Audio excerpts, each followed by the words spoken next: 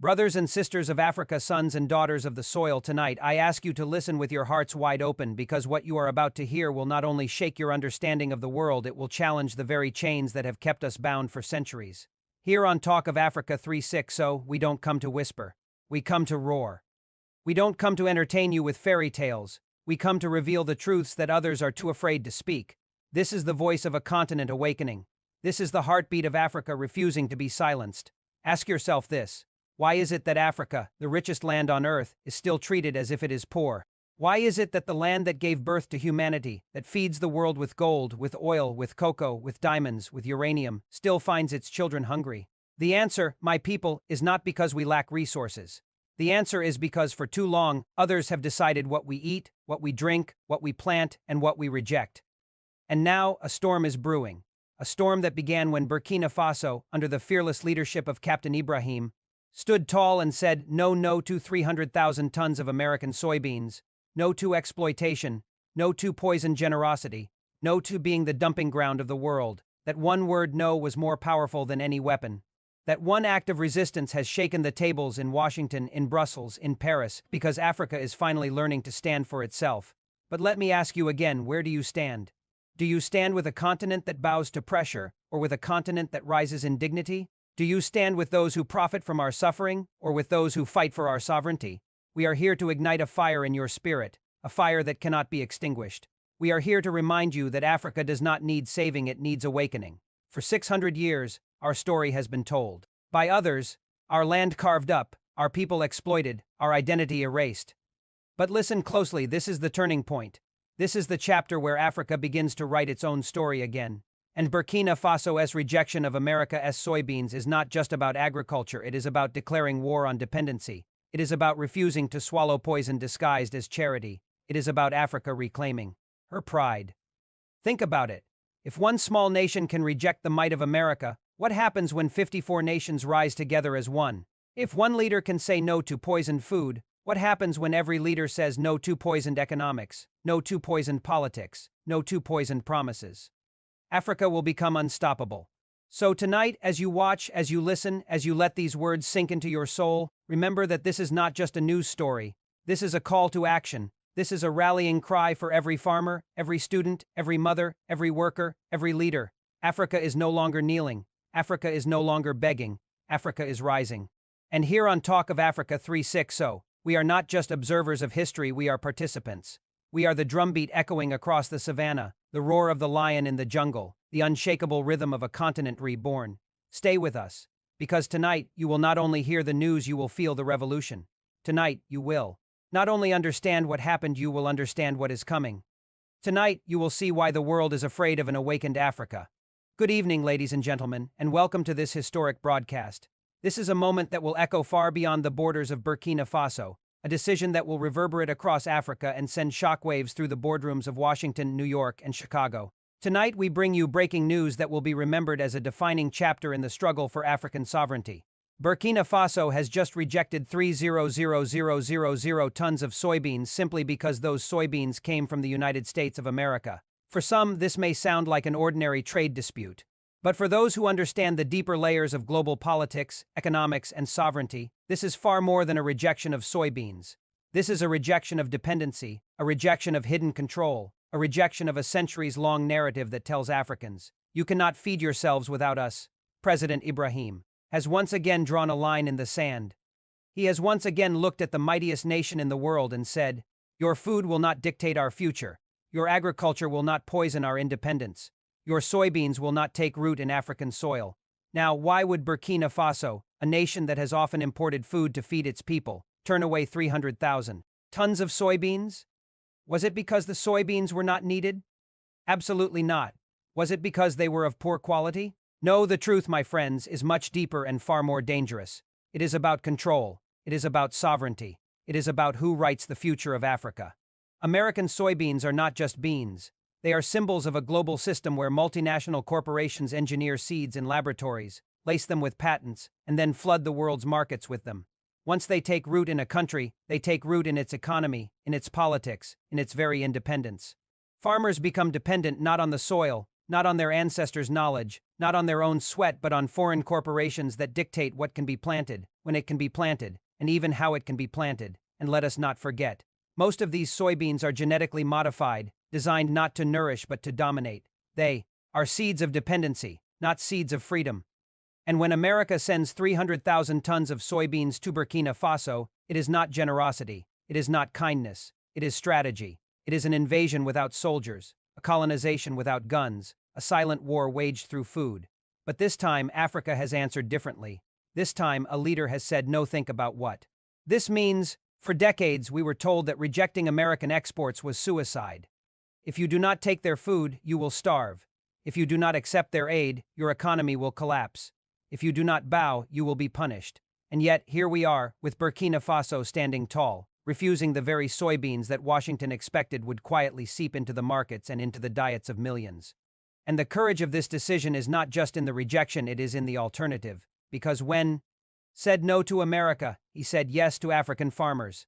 He said yes to the soil of Burkina Faso, to the hardworking men and women who till the land, who produce traditional crops, who have been silenced and marginalized for years by the flood of foreign imports.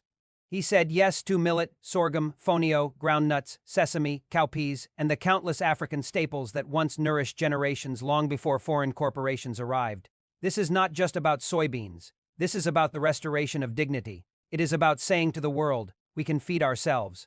We do not need genetically modified imports to survive. We will return to our roots, to our traditions, to our power, and already the ripple effect is visible. Farmers across the Sahel are celebrating this decision because they know it means a new market for them. Nutritionists are applauding because they know that local foods are healthier than industrial soy. And parents are relieved because they know their children will not be raised on crops engineered in foreign laboratories. But in Washington, the mood is very different. Make no mistake, this decision has rattled the empire. America exports soybeans not only to make money, but to wield influence. And when 300,000 tons are rejected, it is not just a financial loss, it is a political slap. It tells the world that even the poorest nations can defy the richest empire. And here lies the beauty of this moment. What Burkina Faso has done will inspire others. Already, voices in Mali, Niger, and Guinea are asking the same question. Why must we eat American soybeans when our own farmers are struggling? Why must we depend on imports when our soil is fertile? Why must we surrender our sovereignty for food that is not even ours? This is the birth of a new agricultural revolution in Africa, one not dictated by Monsanto, Cargill, or Archer Daniels Midland, one not controlled by foreign patents or trade agreements, one not dependent on genetically modified crops that enslave farmers for generations. No, this is an African revolution, born from the courage of one leader, one decision, one refusal to accept 300,000 tons of dependency disguised as soybeans. And so, tonight, let the world hear this clearly. Burkina Faso has rejected America's soybeans. But in truth, Burkina Faso has rejected much more. It has rejected dependency. It has rejected manipulation. It has rejected the chains of a food system built to enslave. This is not the end of the story. This is the beginning. Because when one nation stands, others will follow.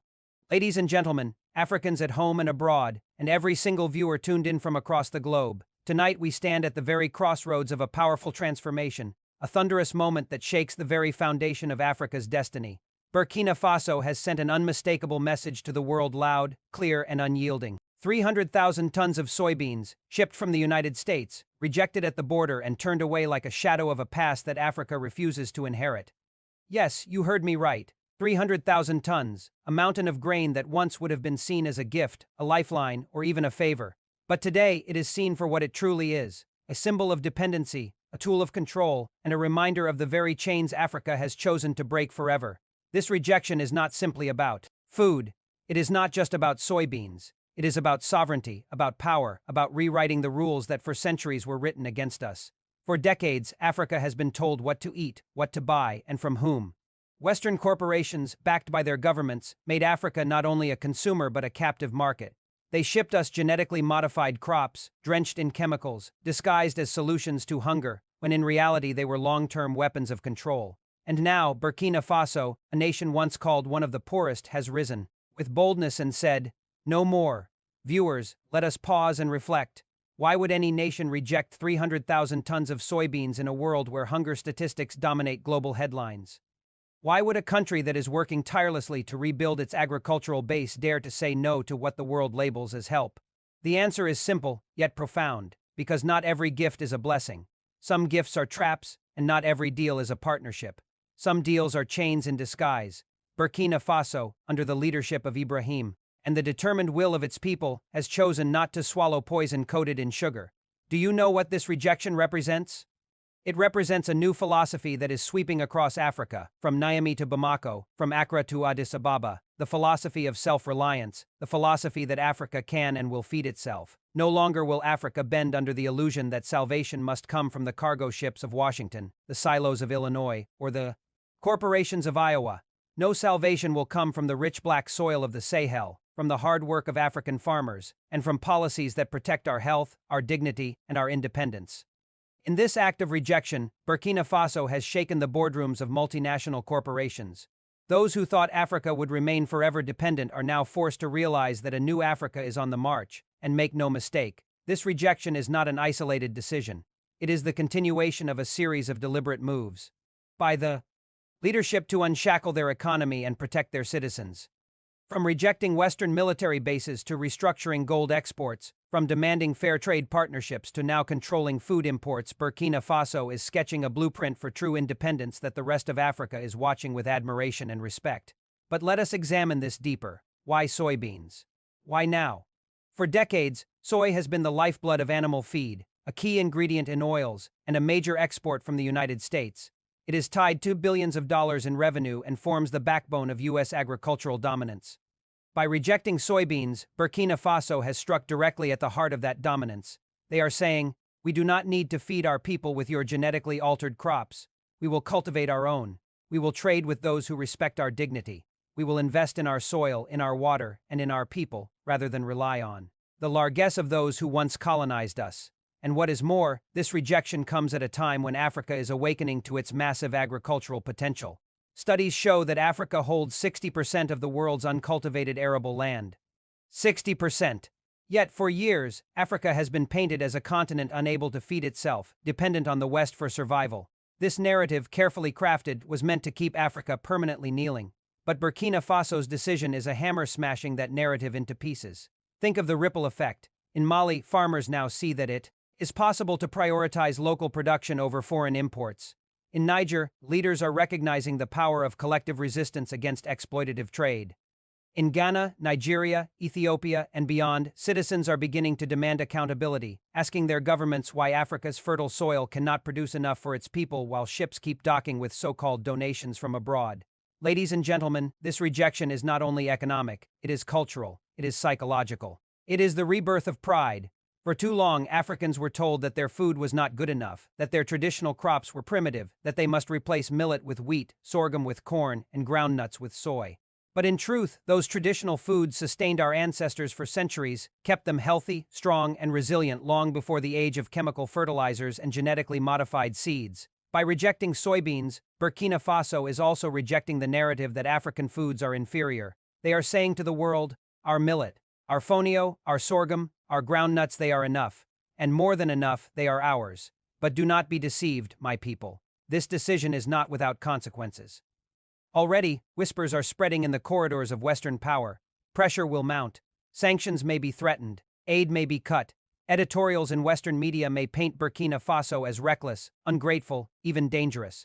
But history teaches us that every act of liberation attracts resistance. When Ghana under Nkrumah sought independence, he was painted as dangerous. When Sankara pursued self-sufficiency, he was called radical. When Lumumba demanded dignity, he was silenced. Yet their names live on, shining brighter than their oppressors. Burkina Faso knows this, and yet they press on because they know the price of freedom is always high, but the price of slavery is even higher. Now let us look beyond Burkina Faso. What will this mean for Africa as a whole? The rejection of American soybeans signals a shift in global alliances. Already, whispers grow louder about deepening trade with Brazil, with China, with India, with Turkey, with Russia. Countries that may not be perfect but at least do not carry the same colonial baggage as the West. Imagine Africa trading fairly with the BRICS nations, leveraging its resources, and receiving technology and investment without being dictated to. Imagine a continent where farmers are trained, supported, and celebrated, instead of being crushed under the weight of unfair subsidies from abroad. That is the vision Burkina Faso has. Reignited. And what of the people? The ordinary men and women in Ouagadougou, Bobo Dioulasso, Kaya, and across the villages of Burkina Faso. For them, this rejection is more than policy. It is personal. It is about health. Because the truth often hidden is that many of these soybeans and other imported crops are laced with chemicals and genetically modified strains linked to illnesses, reduced fertility, and long-term health risks. By saying no, the government is saying, we choose the health of our people over the profits of foreign corporations. That is leadership. That is love for one's people. That is sovereignty in action. Brothers and sisters, let us not underestimate the power of this act. For centuries, Africa has been told, be quiet, be grateful, accept what you are given. Today, Burkina Faso has replied, no, we will decide what enters our borders, what enters our markets, what enters our bodies. And in doing so, they have inspired a continent, they have rattled the West, and they have rekindled the spirit of freedom that has always burned within Africa's heart. As we move forward in this unfolding story, we must ask ourselves, will other African nations follow this path? Will they reject what no longer serves them, no matter how shiny the packaging? Will they rise with the same courage as Burkina Faso? These are the questions the world is asking, and only time will reveal the answers. But one thing is clear, a spark has been lit and it is spreading. From the dusty fields of Burkina Faso to the skyscrapers of New York and Brussels, everyone is watching. And so, viewers, stay with us, because this is more than news. This is history. In motion, this is the reshaping of Africa's destiny, the awakening of a continent that refuses to kneel, and the declaration of a people who know that sovereignty cannot be imported, it must be grown from the soil of one's own land. In conclusion, brothers and sisters, the rejection of 300,000 tons of soybeans from the United States is not just a story about food. It is not just about containers at the ports, about silos left unopened, or about farmers whose crops were turned away. It is a story about a nation, Burkina Faso, daring to rise with dignity. It is a story about Africa saying no to exploitation disguised as generosity. It is a story about sovereignty, health, pride, and the unshakable determination of a people who refuse to bow to the chains of dependency. Think about the magnitude of this decision. 300,000 tons of soybeans is not a small shipment. It is enough to feed millions, enough to stock warehouses, enough to make headlines in every corner of the globe. And yet, Burkina Faso's government under Captain Ibrahim chose to stand firm, to reject it, because what is food if it is poisoned? What is nutrition if it is manipulated? What is it if it hides a dagger behind its hand? The symbolism of this decision goes far beyond soybeans. It represents a call to all African nations. We cannot continue to be the dumping ground for products that are rejected elsewhere. We cannot continue to allow Western corporations to experiment on our soil, to send what they would not feed their own children, to make Africa the wasteland of global trade. Burkina Faso's decision is a declaration that Africa deserves better food, better health, better respect, and better partnerships. And let us reflect on the courage it takes to make such a stand. The West will not applaud this move. The headlines in Washington, London, or Brussels will not praise Burkina Faso for prioritizing the health of its citizens. Instead, they will whisper of economic consequences, they will hint at sanctions, they will talk about ungratefulness or missed opportunities. But those are the words of those who have benefited for too long from Africa's silence. This time, Burkina Faso has chosen to speak, and its voice echoes not only through West Africa, but across the entire continent. What makes this act even more powerful is that it is not a rejection born out of isolation. Burkina Faso is not standing alone. Across Africa, nations are awakening to the reality that sovereignty begins, not only in politics or defense, but in the very food we eat and the water we drink. This decision calls upon Mali, Niger, Ghana, Nigeria, South Africa, Ethiopia, and every African nation to reflect. Will we continue to accept what others do not want, or will we produce, regulate, and protect our own? For too long, Africa's markets have been flooded with goods we did not ask for. For too long, our people have been told that survival depends on accepting handouts. For too long, food has been weaponized against us. Burkina Faso has shattered that illusion. This is a lesson in dignity. It tells us that rejecting harmful products is not rejecting progress, it is progress itself. Imagine the ripple effect of this act.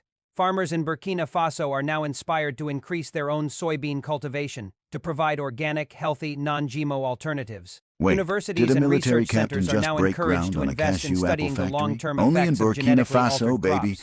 Captain Ibrahim Entrepreneurs and Traoré cooperatives see an isn't just opportunity dodging to build coups. Africa's He's own out here food sovereignty planting industries. billion-franc factories This one in rural rejection plants communes the like seed it's of a casual thousand new Friday. opportunities. In Penny, And beyond he the dropped the economic, first let us stone on speak a of the spiritual victory. $6.65 billion A people who reject CFA exploitation project reclaim that'll their process self-worth. A 5,000 tons nation of that cashew refuses to apples be a a dumping year. ground That's not reclaims its agriculture. honor. That's This moment is a reminder agri-warfare. that With Africa's destiny 112 is not permanent to jobs forever and over sit at the 10,000 table of temporary others, gigs, waiting for this scraps. isn't just a factory. Africa It's an has its own economic table, ambush. its While own other harvest, leaders are busy its own tweeting and richness, retreating, and its own Traoré's voice. busy turning We fruit must into not be fortune. naive. If he keeps The road this up, ahead will be Burkina difficult. Faso might The just turn rejection from of coup American capital to cashew soybeans will trigger capital. anger Stay in some tuned. quarters. The revolution is being Lobbyists will juiced. push, corporations will plot, ambassadors will pressure. They will say, "Why did you do this? Don't you know you are too poor to reject such generosity?"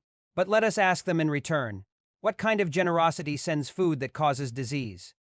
What kind of generosity poisons the very children it claims to feed? That is not generosity, it is exploitation in disguise. Burkina Faso has drawn a line in the sand, and that line is one that separates dignity from dependency, health from harm, sovereignty from subjugation. That line is the foundation upon which the new Africa is being built. Let us take a moment to see the broader picture. Across the continent, we are witnessing a rebirth. From Niger to Mali, from Ghana to Tanzania, from Ethiopia to South Africa, leaders and citizens alike are beginning to question not only trade, but the entire framework of how Africa engages with the world. The rejection of soybeans is not an isolated incident, it is part of the Great Awakening. An awakening that says Africa must be the author of its own story, the guardian of its own land, the protector of its own people. And to the youth of Africa listening today, remember this. Sovereignty is not only about speeches and politics. Sovereignty is about the choices we make every day, what we eat, what we drink, what we allow into our bodies and our markets. If you want to defend Africa, defend your plate. If you want to liberate Africa, liberate your farms. If you want to see Africa rise, rise with dignity in every decision you make.